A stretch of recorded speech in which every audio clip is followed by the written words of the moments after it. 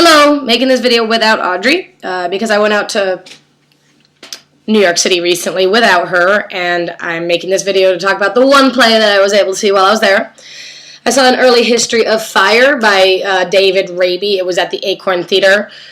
First impression walking in, I was very excited. It was clearly didn't take place in the current decade by looking at the set. The set was one house, which I always really like. I like when actors have to fit everything into one setting that's not going to change, and there's not, too many complicated set pieces or anything like that.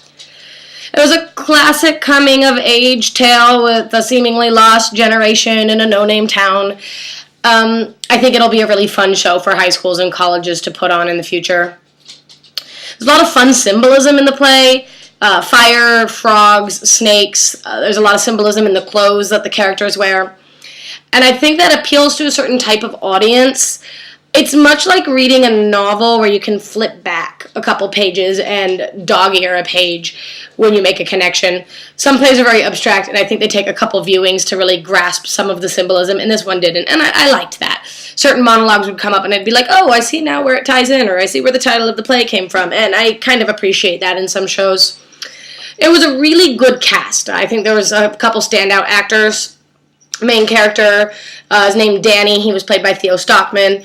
He easily portrayed somebody that was uneducated but with a lot of untapped wisdom in there that he hadn't yet discovered, I suppose. He had a couple really spectacular monologues. He also delivered anger in a really believable and emotionally startling way. As an audience member, I appreciated that. Johnny Orsini played Terry. Terry is a kind of childish, stupid character, and you expect him to be comic relief in a lot of the show, and he actually turns out to really be a star. He has some very intense moments, and he became my favorite character in the show. He was a very emotionally moving character to me. And then Erin Dark, who played Shirley, she was an interesting character. At certain points in the show, I was like, I don't understand why she's here, other than maybe having another female in the cast. Towards the end, she really makes a place for herself as a character in the show. And multiple people I know that I've talked to about the show has said that there's one of the scenes that she's in actually stole the show for them. And so, she was fabulous as well. Those three actors alone really took me to an interesting place with the show.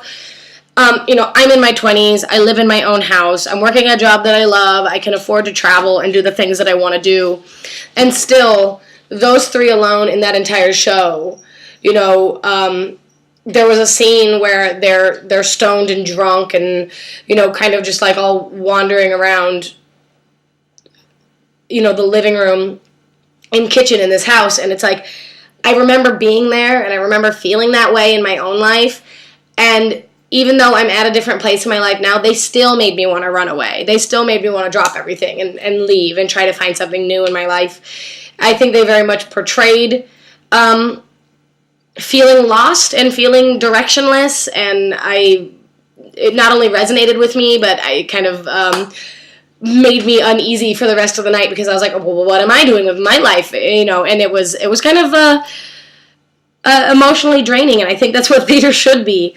I was actually there the same night that Ben Brantley was there. He reviews for New York Times. If you don't know his name, I'm sure you actually know his articles. So if you want to read the article he wrote on An Early History of Fire, I think he actually does a pretty good job explaining how I feel, even though I think he's a little bit harsh. I think he's always a little bit harsh. It's a pretty spot-on review in my mind. I would absolutely recommend seeing the show, but don't expect anything life-changing.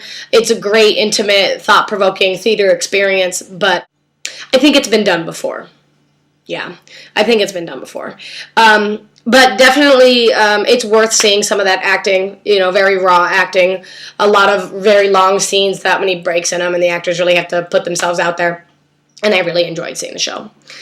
So if anybody else saw it and wants to let me know what some of their opinions were, what your favorite scenes were, or anything like that, I would love to talk about it. And I will talk to you guys soon.